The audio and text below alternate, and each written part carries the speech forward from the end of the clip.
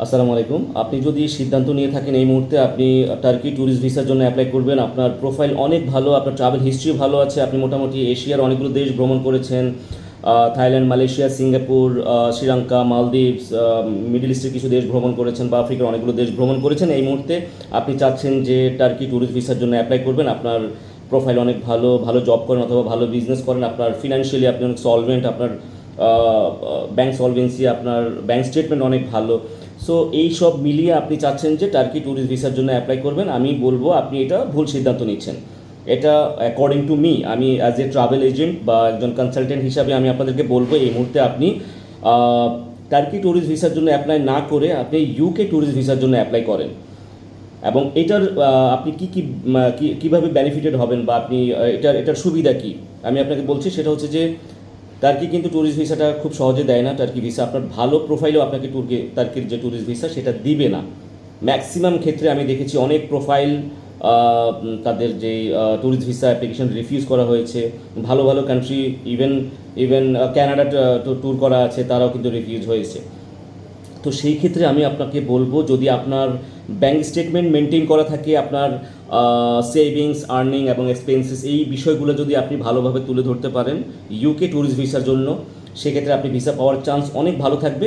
আর UK ভিসাটা যদি আপনার হয়ে যায়, ইউকে ট্যুরিস্ট ভিসাটা যদি হয়ে যায়, তাহলে আপনি অনেকগুলো দেশ অ্যাক্সেস করতে পারতেছেন, লাইক প্রায় 15-20টা দেশ আপনি ট্যুর করতে পারতেছেন এই ইউকে ভিসা দিয়ে। আপনি অনেকগুলো দেশ, লাইক তখন টার্কির যে ভিসাটা সেটা আপনি এমনিতে পেয়ে যাচ্ছেন, ই ভিসা মাত্র 5 থেকে 7 মিনিটের ভিতরে আপনি ইউকে ভিসা দিয়ে আপনি টার্কি ভিসাটা নিয়ে নিতে পারছেন। এবং নন সেনজেন অনেকগুলো দেশ ইনক্লুডিং মেক্সিকো মেক্সিকো পর্যন্ত আপনি ট্রাভেল করতে পারছেন যদি আপনার কাছে ইউকে ট্যুরিস্ট ভিসা থাকে।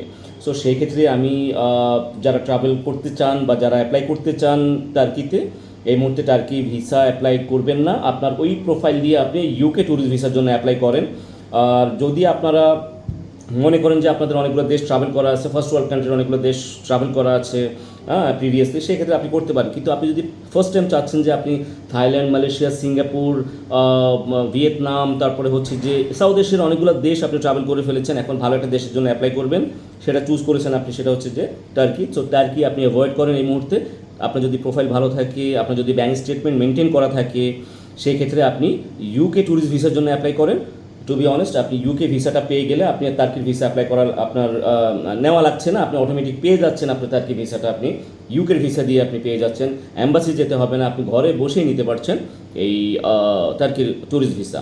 সো আশা করি বুঝতে পেরেছেন আমি কেন এটা বলেছি। আদারওয়াইজ আপনি যদি চান যে আপনি অ্যাপ্লাই করবেন, সেটা আপনার খুশি, আপনি আপনার প্রোফাইল, আপনার লাইফ, আপনি অ্যাপ্লাই করতে পারেন। এটা আমি অ্যাজ এ ট্রাভেল এজেন্ট আমি আপনাদেরকে বলবো এই মুহূর্তে।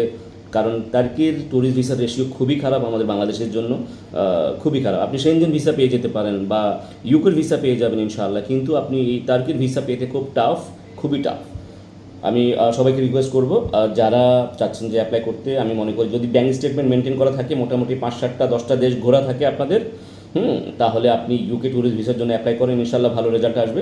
ভালো থাকবেন সবাই, ভালো করে ভিডিওটা বেশি করে শেয়ার করে দিবেন। ভালো থাকবেন সবাই, আল্লাহ হাফেজ।